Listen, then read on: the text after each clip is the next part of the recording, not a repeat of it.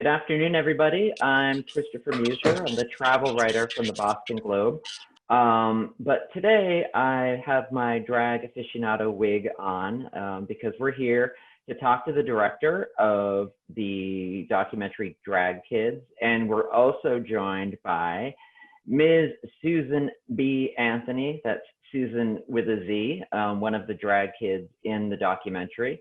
So everybody, welcome. It's a pleasure to have you all here. We've been having some technical issues with Jason and Greg, AKA Suzan Bee Anthony and his dad. But Megan, let me start with you. Tell me a little bit about how you came across the world of child drag queens. Well, it started with the film's producer, Erin Oakes. She had found out kids were doing drag and invited me in for a meeting to see if this is something I'd like to just find out more about. And I was really interested because I didn't know, at least in Nova Scotia, that kids were doing drag. So it was incredible to get to meet all these kids, like in the States and in Canada and in Spain, and just to, get to know them and their families and see why they love what they're doing. Yeah, I was actually surprised that they were sort of geographically scattered. Yeah. Did you have a difficult time finding these kids, or did they sort of have a community? Well, Jason and Greg can maybe answer the community question a bit better. There definitely seemed to be, once we found one, they would direct us to others. So like the first kid that we found was Lactatia, who's based in Montreal. And her parents knew Jason's parents, and they also knew Stefan's parents, and they knew of Bracken. So then we just started sort of making phone calls based on that feedback. And after speaking to the different parents and kids, we narrowed it down to the 4 that are profiled in the film. Okay. Yeah. And Jason, how did you find the other drag kids? Were you friends with them before the movie started?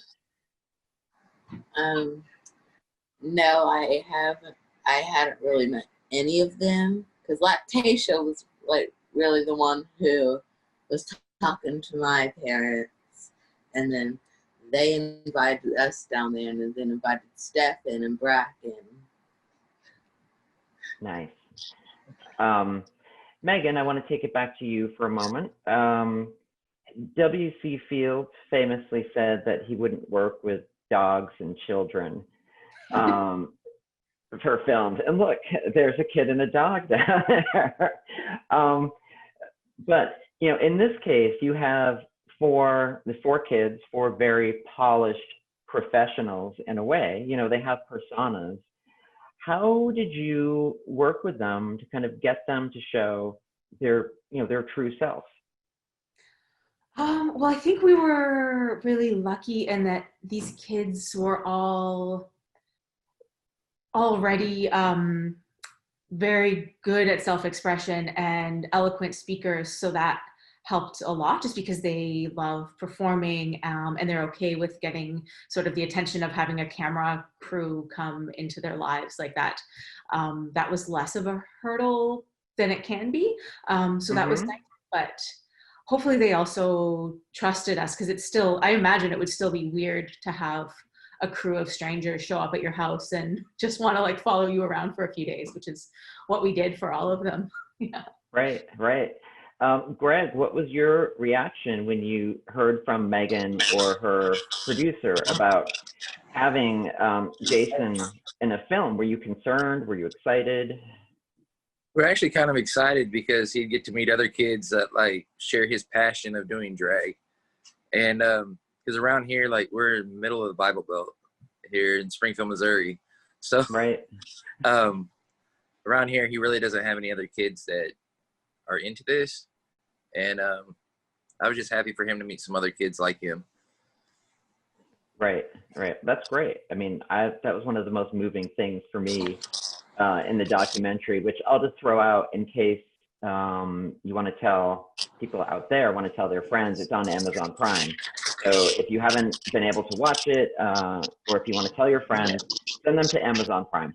But Greg, I wanted to say to you, one of the most moving scenes in the movie for me, and I was actually moved throughout the film, but one of the most moving scenes for me was when you were teaching Jason how to walk. It's absolutely wonderful. And, what I wanted to ask you is, obviously, as you said, you're in the Bible Belt. Is it tough for you in your community to have Ms. Suzan Bee Anthony, the legend, living in your house? And what has the reaction been from your community and your family? We've got a good little drag community here. It's supporting. But then again, at the shows around here, there's a bunch of protesters, and that's the only thing like that gets me nervous is when we go to the pride events and stuff is the protesters, because we never know what they're gonna do. We actually had street preacher here telling that he was going to hell. So yeah. So I just get nervous with that, so I'll make sure I'm right there next to him every time, and but otherwise, after actually the documentary came out, I've had people emailing me and messaging me on Messenger, that support it, but then there's a lot that like called me a pedophile and stuff because I'm letting him do that. Yeah. Wow. And that's terrible. Yeah. But it also brings up an important point that's made in the film a few times, which I think is important to also bring up, is the idea, or the people who would say that these children are being sexualized by dressing up. Yes. Which is fairly preposterous. But I'd love to hear how you answer this question when people say this to you. Oh, I tell them I don't know how they're being sexualized. If they have a full-length dress on most of the time, they're completely covered up. I want to know how that is sexualizing the child. They're expressing themselves and they're fully clothed. So that's my question to them. I'm like, so how is it sexualizing the child if they're fully clothed? And I'm like, they're just expressing themselves. Well, a lot of them don't agree, but I've told some of them, like, don't even go to that are against the drag kid shows and stuff. I'll be like, look, all you have to do, just sit in the back, one show, just all the way in the back. Don't say anything, just watch it. You'll see for yourself that there's no sexualizing the child in this at all. It's nothing how you guys portray it. Just sit in the back by yourself. Just watch one show. That's all I ask. Right. And exactly. A lot of them say they will never do that, but I'm saying that's all they got to do, and they're going to realize that they're wrong. So. Yeah, I mean, drag, as we know, is an art form. Yes. And and I think it can evolve for some kids. It's dress up, and then it evolves for people who really take it seriously, like Jason does. Yeah. Megan, did you also hear that kind of feedback about this is also like what people have been saying for years about beauty pageants for children. But I'm curious, Megan, if you heard any of those same complaints. Yeah, as the film was getting first sent to different film festivals, but then also broadcast on CBC, there was a protest outside the CBC, and that's like kind of our PBS, I guess. So the main headquarters in Toronto, they had a big bunch of people marching with banners saying defund the CBC, ban drag kids. And I don't know. Oh boy. Like it's hard to take seriously in a lot of ways, but that's because I'm very lucky to be living in a nice part out of Canada where people probably aren't necessarily going to do anything, but where Jason and Greg and Vicky are in the Bible Belt, the consequences are real and it's scary, and people are getting beat up and people are getting hurt and killed, and it's just awful. So we were more worried. For me, people can say whatever they want about the film. The ones trash talking it in every case hadn't seen any of it. So at that point, I don't really care about their opinion. But for any of them to say anything bad about any of the kids or their parents, I have a real problem with that, because these are real people, these are their lives, and they're just doing the best they can for their kids and letting them express themselves and be who they are, which is beautiful. Exactly.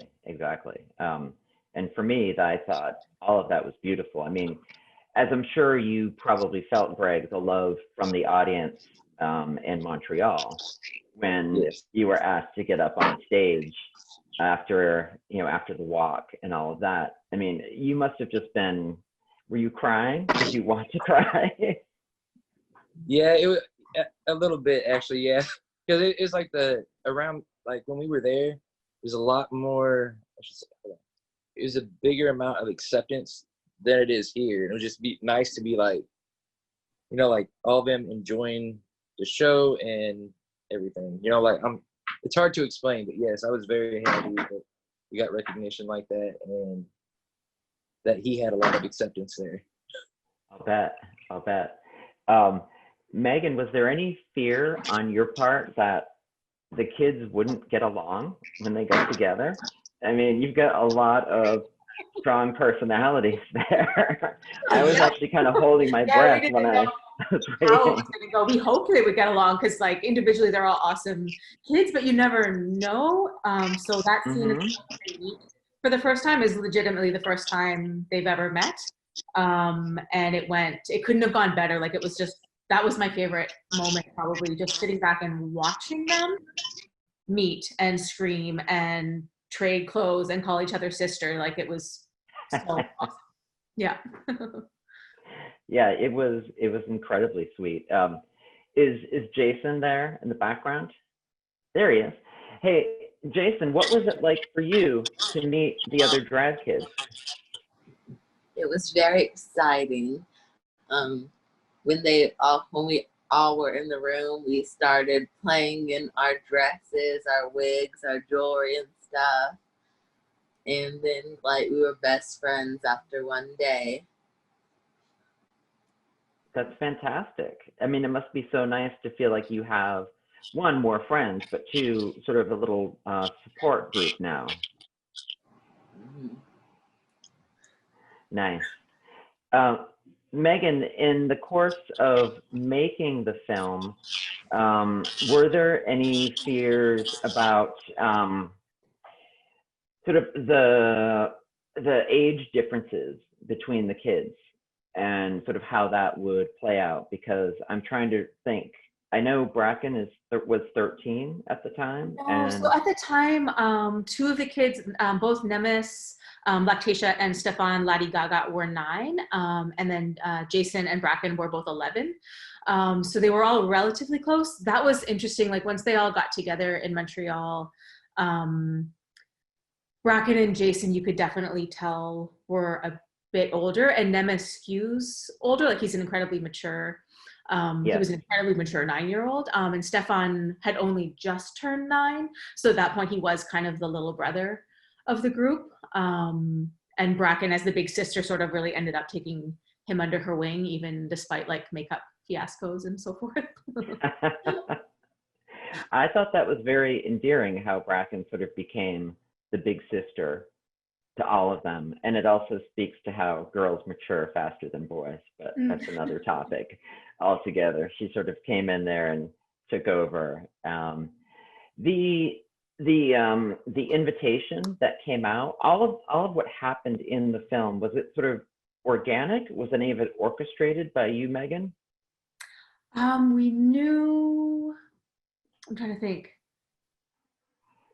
Yeah, them performing at Pride is something that Jessica, Nemes's mom, had been talking about for years and hoping to put something together, because there were no other drag kids in Montreal either, and she really wanted Nemes to have a community. And so for all the other kids, it was just a great opportunity to be able to capture that, like, them all coming together and performing together for the first time, which was a crazy thing. They only had like 3 days to practice. And the choreographer worked those kids over. He was amazing. Yeah. We have some questions from people who are part of our group right now that I wanted to run past you. And also, I didn't make the announcement, and I should have. Bad me. If you have any questions, please send them along. It's all very exciting. So, let's see. Are there exceptions generally made for child performers versus adult performers? I guess that would be for you, Jason, or Greg. Yeah. So just okay. So the adult performers can perform anytime, of course. Okay. So hold on. Sorry.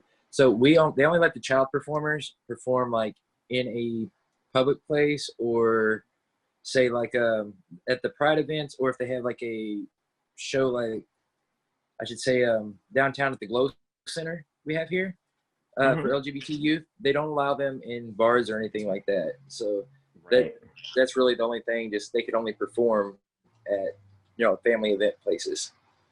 But that's really the only exception. Which, when they were walking in Montreal, I was actually surprised that I think Bracken was competing against an adult, as I recall. Yeah.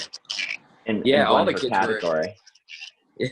Yeah. Well, Jason walked against an adult also, but I think Stefan and like Tasha went against each other, and then like Tasha ended up going on to the next round, and I think he went against an adult also. Yeah, he ended up coming in second, like for the face category, he came in second overall, which is pretty incredible. But it was an all ages ball. So it was open to kids. It's just there's not a big enough community to have like a kids only one. Yeah. So it was a kiddie ball, and it was all ages. They were just the only 4 kids that were there.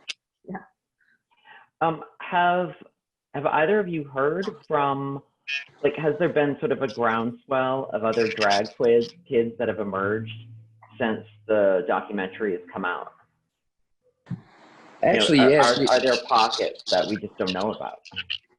Yeah, so in Denver, we actually got invited to go to Drag-A-Ton in Denver. It was just an all-kids drag thing there. And they have a big kids community of drag there in Denver where they let them perform at a comic book shop like once a month there. And everybody's allowed to go in there. And this Drag-A-Ton thing, it was they all were paired with an older drag queen, and they were able to get their makeup done by them and everything, and then go up there and perform. Nimbus had actually traveled down for that also, which is pretty cool. But they had to actually block out protesters. It was pretty cool. It's called Parasol Patrol. I don't know if you've heard of them, but they have umbrellas, and they block out all the protesters with these umbrellas, like a rainbow of umbrellas growing around. And the protesters, like, there was like about 10 at first, and then literally within like 10, 15 minutes, like there was 2. It was pretty cool because it blocked them all out. And then whenever they were trying to yell on their loudspeaker, they had a portable speaker here playing, like, I think they had some Megan Trainor, Madonna, all other stuff, just blocking out their voices. Pretty cool. Right. Far more important sounds than those negative voices. Yeah. For sure. Another question, were Greg and his wife always open to all things drag, or did Suzan Bee raise their consciousness? Oh, we were always open to that. We actually had, let's see, I think we took him to because he had always liked to dress up and all that, right? We knew a few drag queens here in town. We had watched some drag shows and stuff ourselves. And he wanted to go to his first Pride. And so we went up there, I think he was 8. And we watched the Pride. Then Ruby Diamond, a local queen here in town, saw him. He had his pink tutu on and a pink shirt that said "Tough guys wear pink." And she was like, "Hold on, I need to call somebody up here real quick." And she asked him to come up there on stage. And she brought us up there also and said how proud she was and everything. She goes, "Well, next year we might be able to get you going in this if you want." He goes, "I want to do exactly what she does." So the next year he did it, and he had a lot of fun. Then he's like, "Can we do more? Can we do more?" And I was like, "You have to wait till like Pride months because there's no, like family friendly stuff here." But after that, like he was getting invited to Joplin, and after that it was like Oklahoma and stuff. It was pretty cool. So like the Pride events in those cities, or were there? Yeah, it must have been Pride as opposed to bar things. Yeah. It's just Pride. But that's great. So he has become essentially a celebrity the way that Nemes is in Montreal. Yeah, they actually, matter of fact, he went down to do a virtual pride the other day. They paid us. They paid him. They paid us gas money and then paid him to where he could go to the dollar shop. It's his favorite shop. So, but we went down there and he recorded that. We ended up also, they had us go down to right before all the pandemic stuff happened, you know, the lockdown. We ended up going to shoot a suicide prevention music video also, and they paid him for that. Oh, that's amazing. It like makes me so happy to hear that he, as opposed to being ostracized and, you know, having a hard time, which I'm sure there's some of that, but he also has another part of his world, which is accepting and embracing and encouraging. So that makes us feel good too. Like, cause you know, like here in town, it's kind of hard, but like people reaching out to us saying they'll be like, I'm glad you guys accept him for who he is and stuff. That just makes me feel good myself also. And he's actually, he also did a couple benefit shows here in town at like the Glow Center to raise money for AIDS Project of the Ozarks, and then Rare Breed, which is like a homeless shelter here in town for kids that were kicked out by their parents. Nice. Well, it makes me very happy to hear that.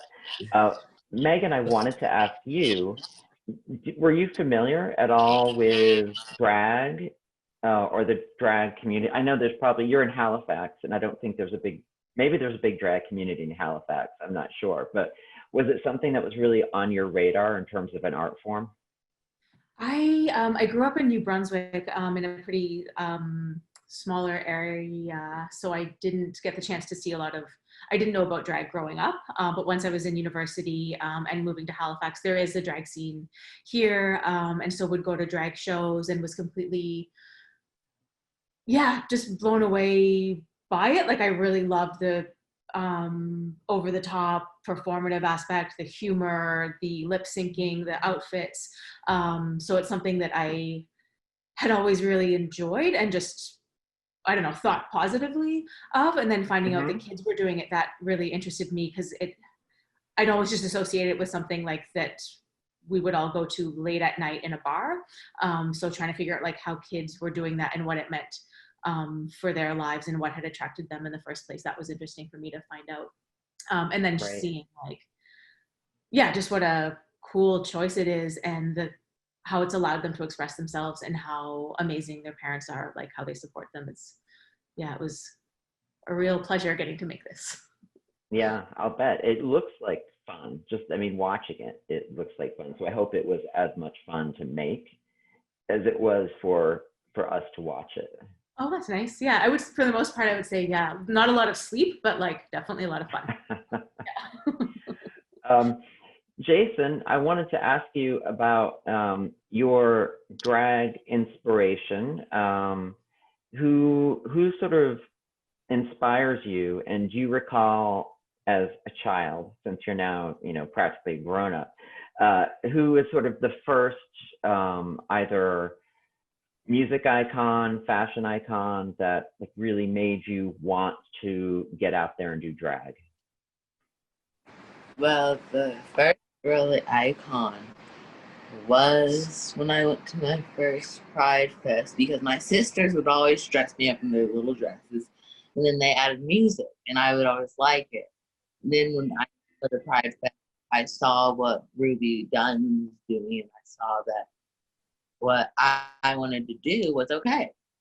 So I got to perform the next year, and I just wanted to keep on doing it. So it was Pride, going to Pride then is what really kind of made you get a taste of it and know you wanted more. Yeah. Yes. That's great. Pride must be a lot of fun. I'm kind of envious that as a kid I didn't get to go, because everything is colorful and people are in a good mood and the music's great. So that must be something that you really look forward to. All the booths, because the booths have prizes and stuff. That's the part of it. I understand that. That's important. Here's another important question, which comes from a reader, so I can't take credit for it, which is, do we know if Lady Gaga has seen the film? Oh, yeah. Yeah. Like they all came to, so the film premiered at Hot Docs in Toronto last April, at the end of April, and all the kids and their parents came to Toronto to be at the world premiere. So it was amazing. And they'd all seen it. You guys all saw it beforehand as well. Like we wanted them to see it before the world saw it, just so that they would know what was in it, particularly because Lady Gaga does have that little like freak out. Like she didn't enjoy losing in the Vogue ball. But it was fine afterwards. Let me clarify, actually. I think the question was if not Lady Gaga has seen it, but if Lady Gaga has seen it.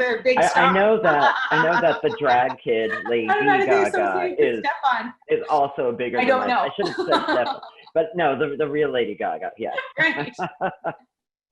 Yeah, that's fair. I'm not sure. We haven't heard if she has. If anyone would like to send it to her, that would be great. Yeah, I hope she sees it, because she probably would immediately go and ask these kids to tour with her, or when and if touring ever resumes for artists. Yes, that would be pretty epic, I think. Yeah. There's another question from a reader, which is, do people who criticize the kids see drag as completely different forms of art from things like theater, dance, music, etc.? So I guess the idea is, can they separate it or not in their minds? A lot of them can't, but I also do explain this as they say that, like, I tell them it's basically like a kids' talent show. They're up there, they're lip syncing, having fun, and it's basically the same thing as theater, music, anything like that. Like, it's the same exact thing, and they just can't get that, in their heads, basically. Right. But yeah, I tell them it's just like a talent show, kind of. I mean, they're up there on stage having fun and doing their talent. So I mean, they're all talented at it.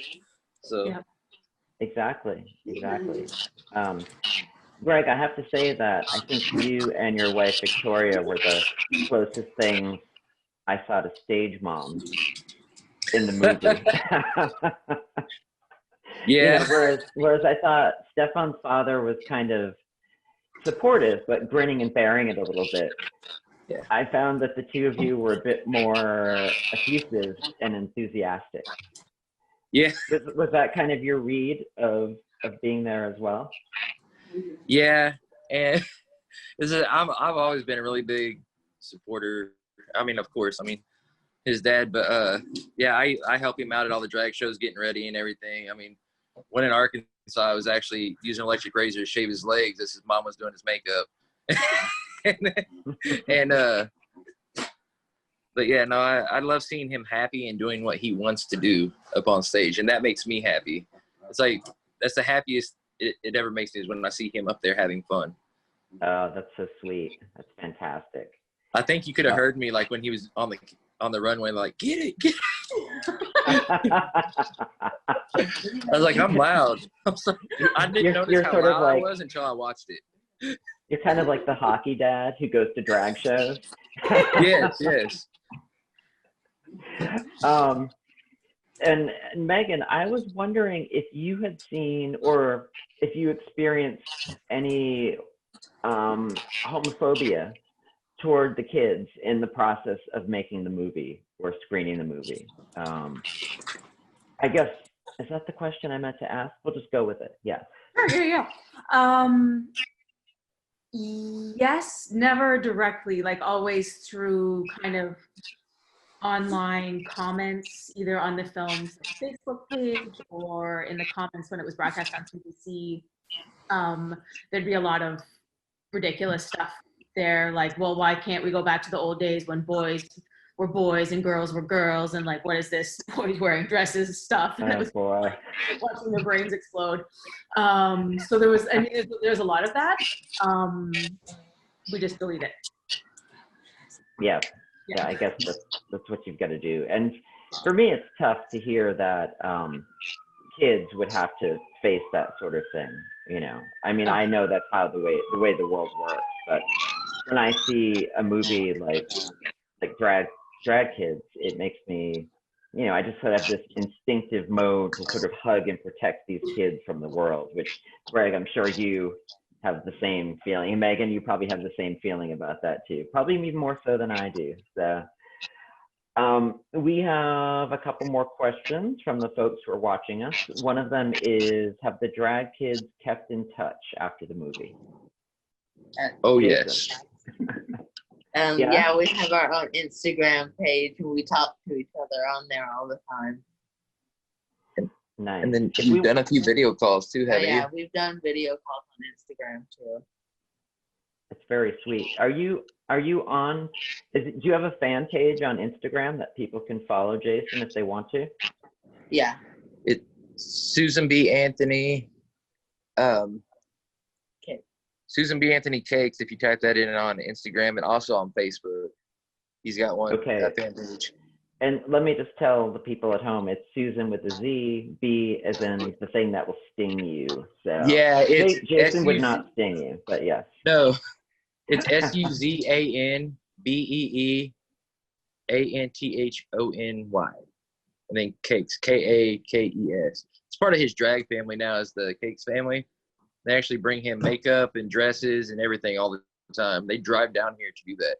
So that's it's pretty cool. Great. Yeah, I love that. Okay, another question. Were there any accusations of privilege/appropriation off camera by veteran drag queens against Bracken as a female performing drag? And let me just throw this out there in case folks aren't entirely familiar. One of the drag kids is a girl who's also a drag queen.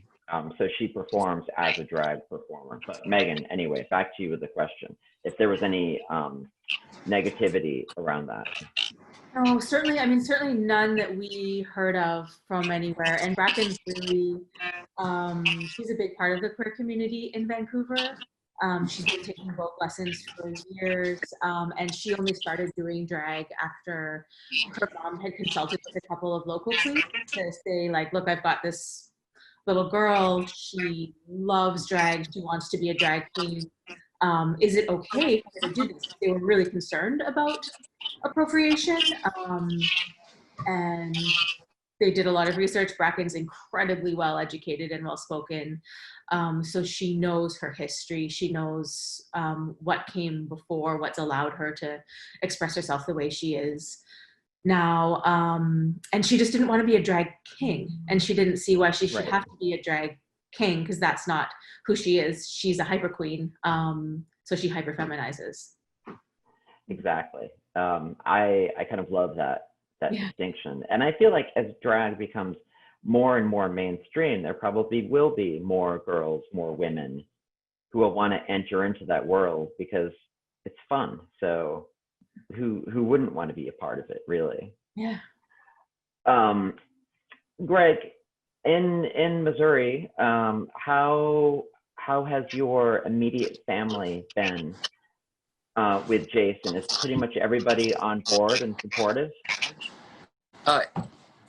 Okay, like my immediate, I mean, us here in the house, my mom, my brother, they do not accept this at all. So my mom's actually getting a little bit better. She'll be like, I'll tell him that we got to go get some jewelry for a drag show or something. And then she'll be like, well, here's $10 you can use on gas, or, you know, if you need anything else. So, but start, right? And then my sister also goes to the Assemblies of God Church, and she thinks it's all wrong, of course. But chosen family, I should say, is a lot more, of course, accepting. But I I like Chosen Family a bit more. So, but just because, I mean, they've accepted it, you know, the whole time and stuff, and they're more open and a lot more supportive. I say so. Right. Chosen Family is just as important. You know. I completely agree with that. Completely agree. I think there is. Oh, I am supposed to be reminding everyone. I'm sorry that I'm a little rusty at this. That we are going to be sending out the recording of this to everyone who is a participant. So if you missed any part of it or you want to share it, you will be getting a recording of it. So there's that. Megan, I wanted to ask you because you know the way that film is shown has obviously changed dramatically. Was this film slated to be kind of have an art house release in smaller cinemas? Not that I'm aware of. It was still doing the festival circuit. At this point, like I was in London, England for BFI Flair Film Festival when the pandemic sort of started shutting everything down, and it was supposed to be continuing on to different film festivals after that, all of which have either canceled or gone online. So it's hard to know what'll be, I mean, it's hard to know what's going to be next for all films. With this one, we're really lucky that it's on Amazon Prime in the US and CBC in Canada. And I think there's some other broadcasters, I think maybe in Norway and a couple of other countries, but we're still hoping it'll continue to go to certain festivals later on. And an art house theater release would be amazing because that's kind of the kind of film it is. Yeah. But yeah, that's out of my hands. I know it's difficult. I miss going to the movies too. So, yeah. But it seemed like a perfect art house movie. So, and I know that the festival circuit is usually about getting a distributor or racking up awards. So I assume that you had found a distributor at some point. We do. Yeah, we have Gravitas Ventures in the US. So they're the ones that would have placed it with Prime. Yeah. But what a great audience to have because Prime has such a huge reach. Oh my God, absolutely. Yeah. Probably more people will see it than in an art house cinema, especially in Missouri. Yeah. Greg, what has the reaction, Greg and Jason, what has the reaction been from friends who have seen the documentary? Was everybody kind of going crazy? I mean, here you are, small town drag queen, made good. Oh yeah, everybody loves it, and we've been getting a lot of Facebook messages and stuff from other like local queens, and also in Joplin and stuff, and like we absolutely love it. We watched it and wanted to cry on a few parts. They loved and everybody keeps saying we love Jason's line in there about this ain't the 80s, go get your groove. Oh my God. Yeah. I think we're gonna end up making shirts with that on there.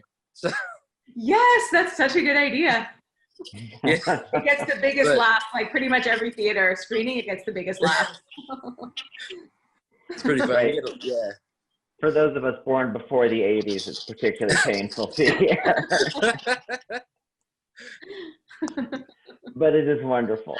So it looks like we are just about out of time, but I wanted to ask the two of you, because whenever I interview anyone for a story, I'll always say, is there anything I haven't asked you that you think it's important for people to know about? So Jason and Greg, why don't I start with you? Is there anything we haven't talked about that you think folks should know about the documentary or your lives?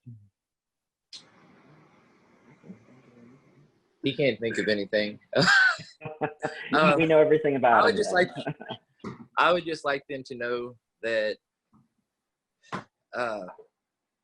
it's just kids expressing themselves, you know, that it's nothing they were forced to do or anything like that. You know, like I just wanted to let them know they're having a lot of fun doing this. They met 3 new best friends that day, each of them. So, but other than that, like the Drag Kid is an amazing documentary. You just need to watch it.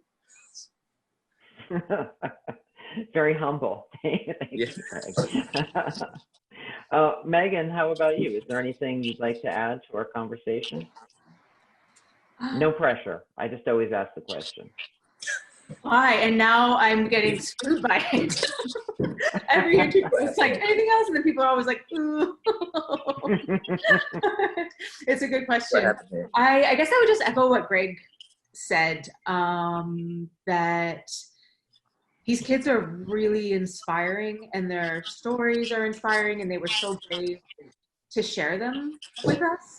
And I hope that other kids and grown-ups can just enjoy them. And they were a really big reminder for me of the importance of just being true to yourself, and how you want to be in the world. Like, they were a really good wake-up call on that front. So hopefully they will be for others as well. Great, great. Well, on that note, thank you both. Thank all three of you for being here. It was so great to spend time and meet you all. And once more, remind you that this recording will be available if you've logged in, and also that Grad Kids is on Amazon Prime. So thank you all, and happy Pride Month. Take care. All right. Thank you. Happy Pride.